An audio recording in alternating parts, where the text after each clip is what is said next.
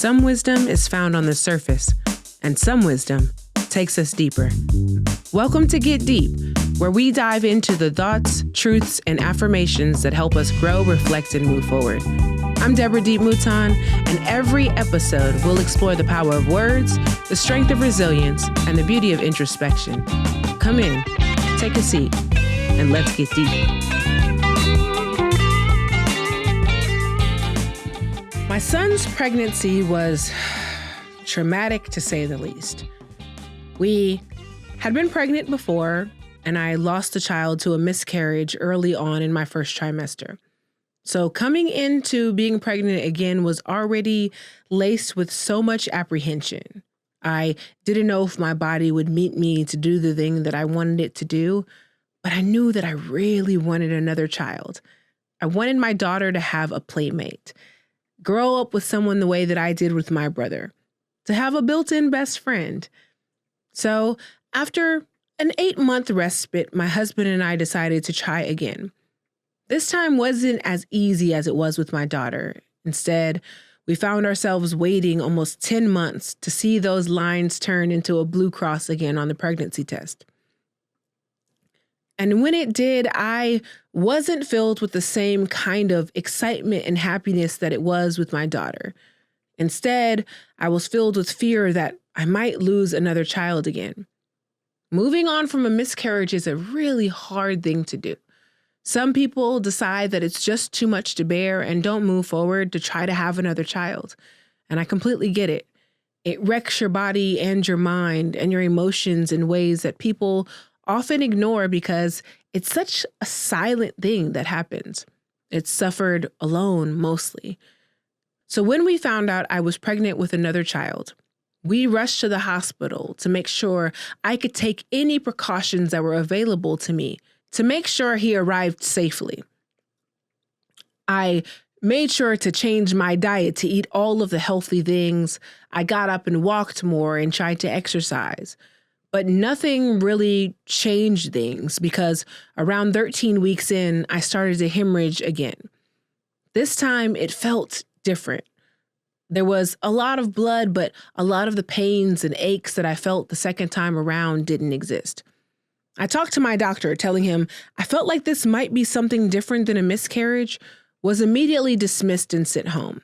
He told me my body would do what it wanted to do, and if I wanted to start over, he was willing to do that, as if I was some game that you can just restart. Black maternal health is its own hurdle to climb, and I was more worried about the safety of my child than I was my own. So after days of hemorrhaging, I decided to go to an acupuncturist to see if they could help stop the bleeding. Thank God they were able to get it under control. And within 48 hours of my treatment, the bleeding stopped. I went back to my doctor so they can check and see what damage was left behind. I remember laying on the table, my husband by my side holding my hands. The first nurse came in and squirted the gel on my stomach, running the machine over my belly multiple times before stopping. Her eyes lit up. Then she called in another nurse who repeated the process.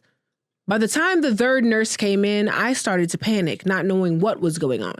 I begged them to tell me, and they kept hushing me, trying to hear something that I couldn't hear. By the time the sixth nurse showed up, I began to demand that they tell me what's going on. I realized that their job has much more to do with obtaining data than it does talking to patients, but somebody was going to tell me something that day.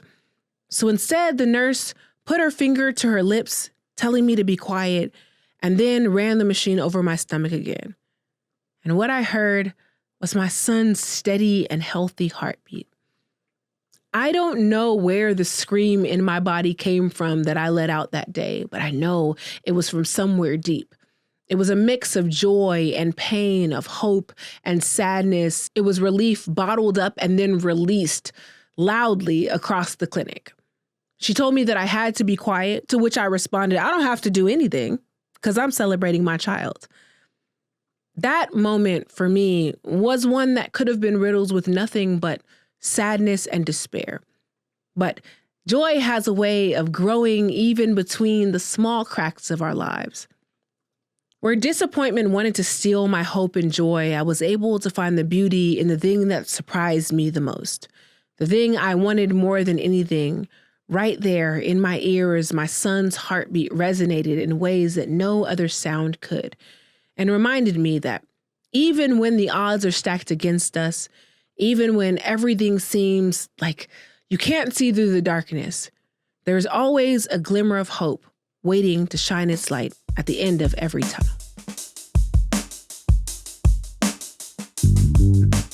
Thank you for joining me on this journey today.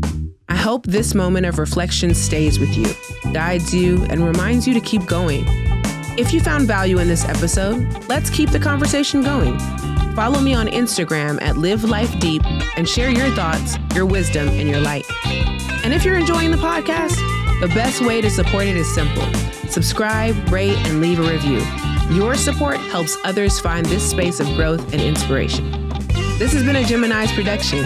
You can explore some of the other podcasts on the network by going to GeminisProductions.com or following on Instagram, TikTok, or YouTube at Gemini's Productions. Until next time, remember, you've been given today. What you do with it is up to you.